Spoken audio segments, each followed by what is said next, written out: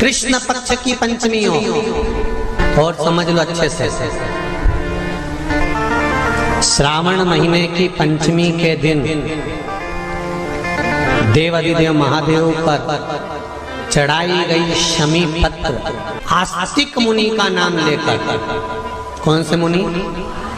आस्तिक मुनि का नाम लेकर शमी पत्र को वापस उठाकर उसको अपने दरवाजे की चौखट पर कहीं पर भी या द्वार पर कहीं पर भी एक ओर रख देने पर घर के अंदर, बगीचे के अंदर सर्प प्रवेश नहीं करता। ध्यान रखिए, सर्प प्रवेश नहीं करेगा।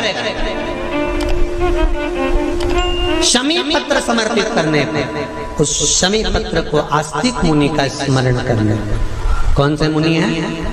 आस्तिक मुनि का स्मरण करने पर भीतर घर के अंदर बगीचे में सर्प भी प्रवेश नहीं। उस शमी पत्र में जया, विषहरा, शामली वारी, दौतली और देव, ये पांचों कन्याओं का भाव प्रकट हो जाता है और वो कन्याएं हमारे घर के द्वार की रक्षा करती हैं। तुम्हारे घर की बहन बेटी क्या करती है? तुम्हारे घर की बहन बेटियां क्या करती हैं? घर में बहन बेटी आती हैं तो बद्दुआ देकर नहीं जाती। घर में कन्याएं रहती हैं, बद्दुआ नहीं देती। घर की बेटियां जब दरवाजा छोड़कर शादी कर वाले दिन, विदाई के दिन अगर जाती भी हैं तो बेटियां हाथ में धान भरकर फेंक कर जाती हैं कि मेरा मायका खूब फले फूले, आगे बढ़े। छापे लगाकर चली जाती हैं कि हमने हमारी जीवन की सारी दौलत, जीवन का सारा सुख अपने मायके में दे दिया है। वो बेटियां तो जया, विषहरा, शामली बारी, दौतली, देव, ये उस घर में निवास करती हैं जिससे ये पंचमी, कौन सी तिथि? पंचमी, चाहे वो शुक्ल पक्ष की हो चाहे वो कृष्ण पक्ष की। श्रावण महीने की पंचमी के दिन शंकर भगवान पर जिस परिवार के व्यक्ति का कांवड़ जल हमने बताया है आपको, जरूरी नहीं है कि डंडा बांधकर 2 कावड़ के जल के लोटे लेकर जाओ, आप अपने हाथ में भी 2 पात्र लेकर जा सकते हैं।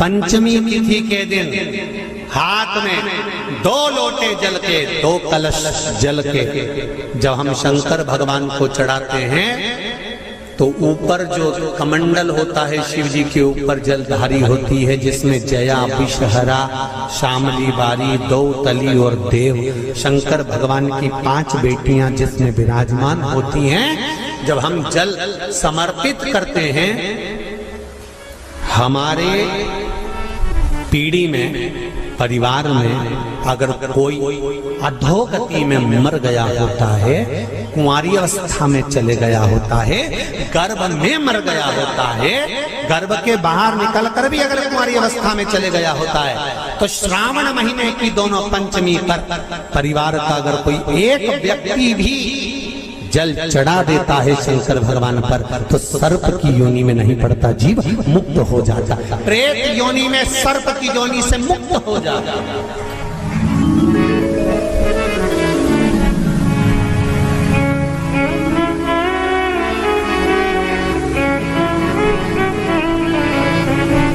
महाराज, हमारे यहाँ सांपों की पूजन कौन से दिन होती है, कौन सी तिथि में करते हैं? जम के बोलो जरा। नाग पंचमी। नाग पंचमी का मतलब क्या है? सांपों की पूजन करो। नाग पंचमी का मतलब होता है शंकर जी के मंदिर में जाकर 1 लोटा जल समर्पित कर दो। उसका कारण क्या है कि हमारे परिवार में, हमारे कुटुंब में कोई 7 पीढ़ी के अंतर्गत भी अगर कोई जीव तड़प रहा होता है, पड़ा हुआ होता है, उसकी मुक्ति नहीं होती है, तो पंचमी का चढ़ा हुआ जल उस जीव को प्राप्त हो जाता है और वो जीव तर जाता है, उसका फिर जन्म नहीं होता, वो तर, इसको मुक्तता कहता है, इसको मोक्ष कहता है।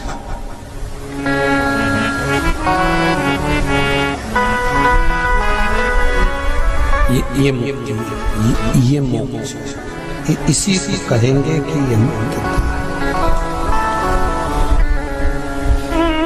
महाराज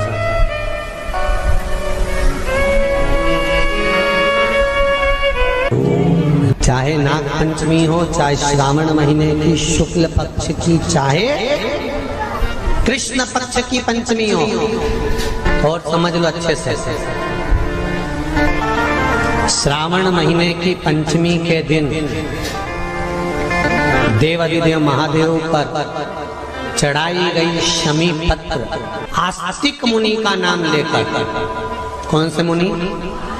आस्तिक मुनि का नाम लेकर शमी पत्र को वापस उठाकर उसको अपने दरवाजे की चौखट पर कहीं पर भी या द्वार पर कहीं पर भी एक ओर रख देने पर घर के अंदर, बगीचे के अंदर सर्प प्रवेश नहीं करता। ध्यान रखिए, सर्प प्रवेश नहीं करेगा। शमी पत्र समर्पित करने पर, उस शमी पत्र को आस्तिक मुनि का स्मरण करने, कौन से मुनि है? आस्तिक मुनि का स्मरण करने पर भीतर घर के अंदर बगीचे में सर्प भी प्रवेश नहीं। उस शमी पत्र में जया, विषहरा, शामली वारी, दौतली और देव, ये पांचों कन्याओं का भाव प्रकट हो जाता है और वो कन्याएं हमारे घर के द्वार की रक्षा करती हैं। तुम्हारे घर की बहन बेटी क्या करती है? तुम्हारे घर की बहन बेटियां क्या करती हैं? घर में बहन बेटी आती हैं तो बद्दुआ देकर नहीं जाती। घर में कन्याएं रहती हैं, बद्दुआ नहीं देती। घर की बेटियां जब दरवाजा छोड़कर शादी कर वाले दिन, विदाई के दिन अगर जाती भी हैं तो बेटियां हाथ में धान भरकर फेंक कर जाती हैं कि मेरा मायका खूब फले फूले आगे बढ़े। छापे लगाकर चली जाती हैं कि हमने हमारी जीवन की सारी दौलत, जीवन का सारा सुख अपने मायके में दे दिया है। वो बेटियां तो जया, विषहरा, शामली वारी, दौतली, देव, ये उस घर में निवास करती हैं जिससे भगवान की जिंदगी किसने संवारी? ये नागलक्ष्मी है। वासुकी नाग बड़े, शेषनाग छोटे, और शेषनाग की जिंदगी अगर कोई संवारने वाली है तो ये नागलक्ष्मी, ये नागलक्ष्मी जीवन संवार। नागलक्ष्मी शिव जी की आराधना में लगी, शंकर के अनुमोदन में, शिव की भक्ति में दिन रात डूबी रहती, दिन रात।